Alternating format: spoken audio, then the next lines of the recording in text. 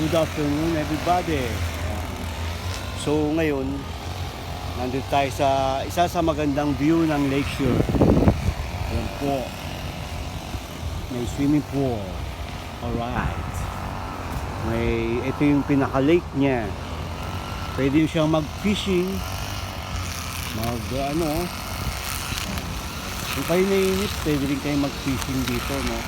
So malawak to. Kaya tinawag na Lake Shore. Alright. Ayan, may island siya dun, no? Sa kabila, oh. Ayan. So ayan yung swimming pool niya, no? So maganda ang kapaligiran dito.